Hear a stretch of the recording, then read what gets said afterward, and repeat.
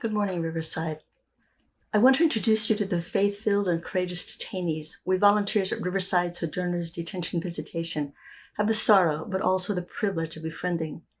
From the moment we first meet them, this United Nations reflecting every imaginable profession, skill, and history, dressed in their oversized institutional clothes, known to guards by bed number, summoned from the dark hallway dorms, our friends are thanking us.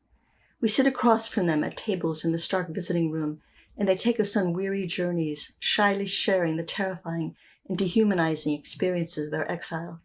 They pray with us, sing for us, their convictions of Allah, of God's grace from their Sunday school classes and mosques, shrines, and temples.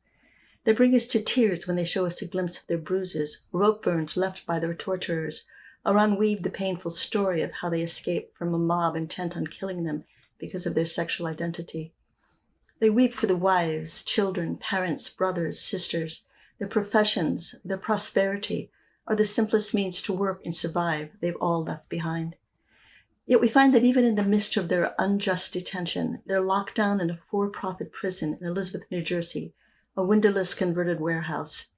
Amid their haunted remembrance of being in shackles and put in an unmarked van that took them to Elizabeth after brutal interrogation by Customs and Border Patrol officers at JFK, still they look up like shiny new children at the opportunities they believe our country will allow them to pursue.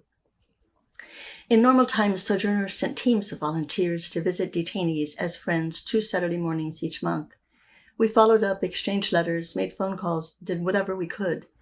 Then the pandemic shutdown kept our friends in COVID-infected facilities, in virtual solitary confinement with limited or no access to phones, fresh air, medical attention, PPE, or visitors, and months or years of waiting to learn the outcome of their asylum.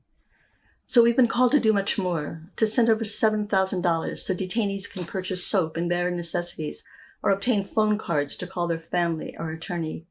Critically, we've explored ways to free them by raising $8,000 for bail bond release.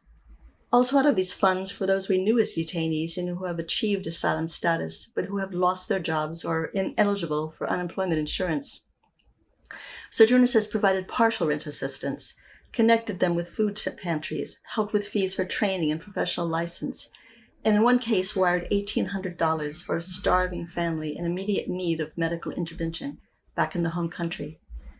As Sojourners volunteers, we are grateful to be able to share, to do this much, but funds are depleted, ongoing needs ballooning, our brothers and sisters crying everywhere. Giving your financial support, volunteering with Sojourners will answer some of these cries. In doing so, you begin to right a horrific wrong, relaunch a means to make a living, or even save a life. Along with our volunteers, you will answer Christ's admonition to feed the hungry, clothe the naked, visit the imprisoned, and welcome and care for the strangers among us. Among the volumes of letters and personally delivered expressions of gratitude that our amazing detained and asylee friends give us, let me close with just one voice. Thank you for your generosity, truly a mark of compassion, and one I never dreamed to still find at this time in your sad country. For everyone worshiping with us today, we invite you to give through our website at trcnyc.org/give. Go to Other and enter Sojourner, or text to TRCNYC GIVE to 77977 by phone. Thank you.